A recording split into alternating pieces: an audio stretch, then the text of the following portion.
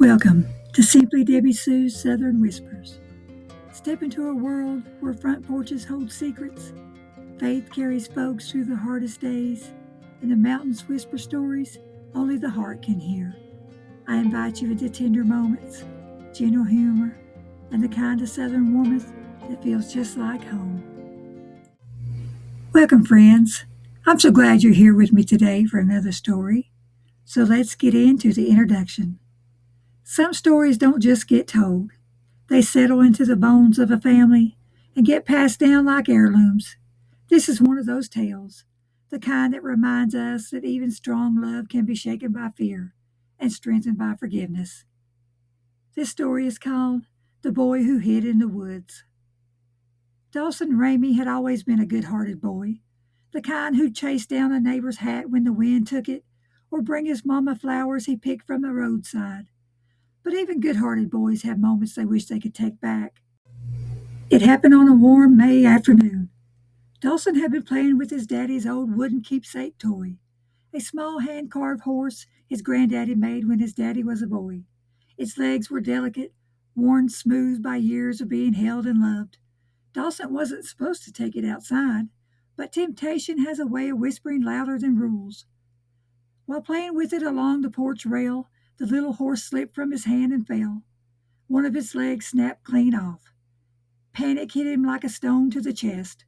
Instead of confessing, he hid the broken pieces behind the shed and told his mama he hadn't seen the toy all day. But guilt is a heavy thing for a young boy to carry. By supper time, it felt heavier than the mountains themselves. When the sun dipped low and the cicadas began their evening song, Dawson slipped out the back door with nothing but a blanket, a flashlight, and a can of Vienna sausages.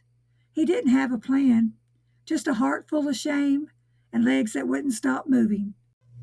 He headed straight for the pine woods, the place where he built forts, caught tadpoles, and imagined himself a brave explorer.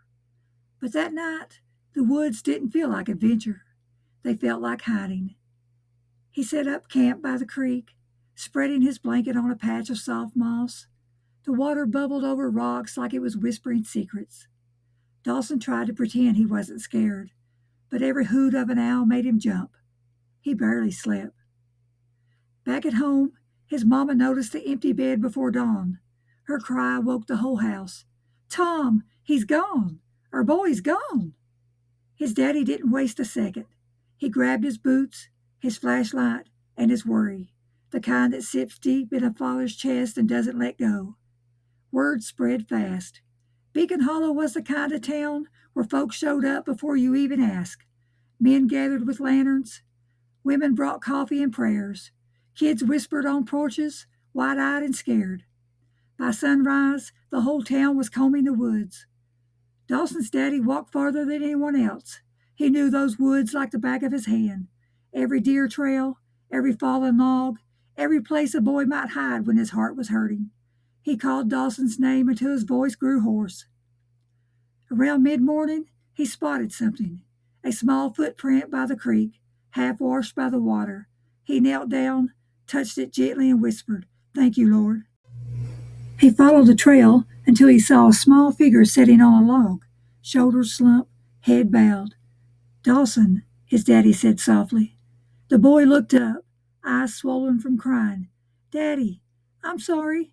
I didn't mean to make everybody scared." His daddy sat beside him, boots sinking into the pine needles. "Son, you scared the whole town half to death. But I'm not here to fuss. I'm here to bring you home." Dawson swallowed hard. "I broke your wooden horse, and I lied about it. I didn't know how to fix it." His daddy let out a long breath, not angry, just tired. "That little horse meant something to me, sure, but not more than you. Things can be fixed or replaced.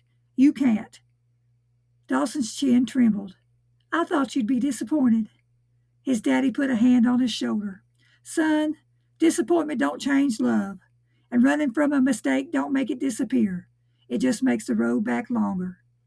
Dawson leaned into him, letting the tears come. His daddy wrapped an arm around him, steady and strong. "Let me tell you something," he said. "A man isn't measured by the mistakes he makes. He's measured by whether he stands up, owns them, and makes them right. Dawson nodded. I want to make it right. You already started, his daddy said, by telling the truth. They walked out of the woods together, sunlight filtering through the pines like God himself was lighting the path. When they reached the edge of town, people stopped what they were doing. Relief washed over every face. His mama ran to him, tears streaming, pulling him into her arms. Don't you ever scare me like that again, she whispered into his hair. Dawson held on tight. I won't, Mama. I promise. And from that day on, whenever Dawson passed the little wooden horse, glued back together and sitting on a shelf, he didn't see a mistake. He saw a lesson learned in the quiet of the pines, wrapped in the steady love of a father who came looking. So the reflection of this week's story is, we all have moments we wish we could undo, but grace has a way of meeting us right where we are, even in that place deep in the woods with a heart full of fear. The road home may feel long, but love always lights the way. And sometimes the greatest lessons aren't taught in classrooms or churches, but under the whispering pines, where truth finally finds its voice. I hope you enjoyed that story this week. Come back next week for another one. May these stories that I have written wrap around you like a well-loved quilt. May they remind you that God is near, hope is steady, and joy often comes softly, like a whisper on the southern breeze.